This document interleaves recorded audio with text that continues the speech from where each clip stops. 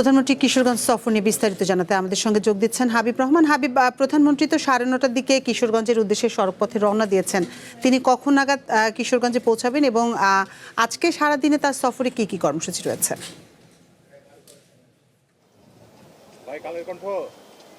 আতিফা, প্রধানমন্ত্রী তারেক রহমান সকাল 9:30টায় গুলশানের বাসা থেকে রওনা হয়েছেন কিশোরগঞ্জের উদ্দেশ্যে। মূলত এখানে আজকে সারাদিনে 4টি প্রোগ্রাম রয়েছে তার। এর মধ্যে পাকুন্দিয়া উপজেলা, কিশোরগঞ্জের পাকুন্দিয়া উপজেলা, সেখানে তিনি মাছের পোনা অবমুক্ত করবেন।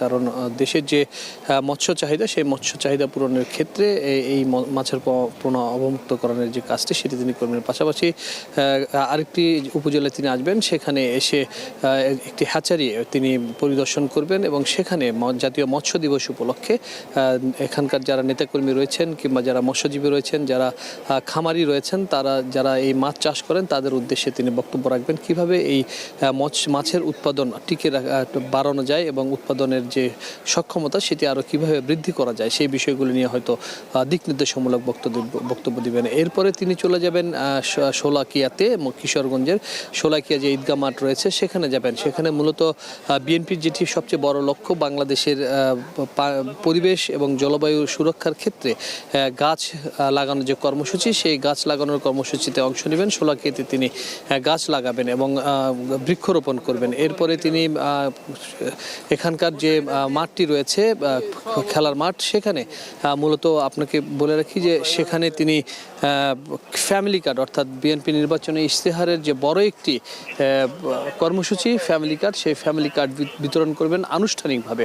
অর্থাৎ এর আগে যে ফ্যামিলি কার্ড দেওয়া হয়েছিল সেগুলো পাইলট প্রকল্পের অংশ হিসেবে দেওয়া হয়েছিল, কিন্তু আজকে এখানে আনুষ্ঠানিকভাবে ফ্যামিলি কার্ডের যে কার্যক্রম সেটি দেওয়া হবে। অর্থাৎ সারা বাংলাদেশে আজকের এই কার্যক্রমের মধ্য দিয়ে সারা বাংলাদেশে যারা হতদরিদ্র রয়েছে কিংবা ফ্যামিলি কার্ডের আওতায় যারা আসবে তারা এই কার্ডটি পাবেন। আজকে না, এটা পর্যায়ক্রমে সেটি সবাই পাবেন, এটি আমরা জেনেছি। এরপরে তিনি এই কিশোরগঞ্জের যে জেলা বিএনপি রয়েছে, বিএনপির অঙ্গ সংগঠনের নেতাকর্মী রয়েছে, তাদের সাথে তিনি বৈঠক করবেন এবং বৈঠকে নেতাকর্মীদেরকে হয়তো উদ্দেশ্যে তিনি বলবেন যে কিভাবে এই সংগঠনের কার্যক্রম আরও বাড়ানো যায়। পাশাপাশি নির্বাচনী ইশতেহার এবং বিএনপির যে 31 দফা রয়েছে সেটি কিভাবে বাস্তবায়ন করা যায় সেই বিষয়ে তো দিক নির্দেশনামূলক বক্তব্য দেবেন। আপনি জানেন যে এরই মধ্যে বিএনপির ক্ষমতায় আসার পরে সরকারের পক্ষ থেকে ঘোষণা দেওয়া হয়েছিল 180 দিনের কর্মসূচি। সেই 180 দিনের কর্মসূচি কিন্তু আজকে শেষ দিন। আগামীকালকে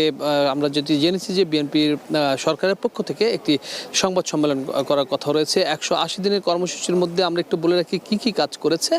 সেটি হলো ফ্যামিলি কার্ড দেওয়া হয়েছে, কৃষি কার্ড দেওয়া হয়েছে, কৃষি ঋণ মওকুফ করা হয়েছে, বৃক্ষরোপণ করা হয়েছে। এছাড়াও নারীদের স্বাবলম্বী করার ক্ষেত্রে বেশ কিছু কিন্তু কর্মসূচি রয়েছে। যদিও এই 180 দিনের মধ্যে বিদ্যুৎ, জ্বালানি এবং গ্যাস সহ বেশ কিছু বিষয় নিয়ে এর মধ্যে সরকারকে একটি চ্যালেঞ্জের মুখে পড়তে হয়েছে। পাশাপাশি হামের যে সমস্যা তৈরি হয়েছিল তা নিয়ে বিব্রতকর অবস্থায় কিন্তু সরকারকে পড়তে হয়েছিল। অর্থাৎ সরকারের যে কর্মসূচি, সেই কর্মসূচি অনুযায়ী আজকে বেশ কিছু কর্মসূচির এখানে উদ্বোধন হবে। তারপরে প্রধানমন্ত্রী রাত 8টা নাগাদ কিশোরগঞ্জ থেকে তিনি ঢাকার উদ্দেশ্যে রওনা দিবেন। আতিফা।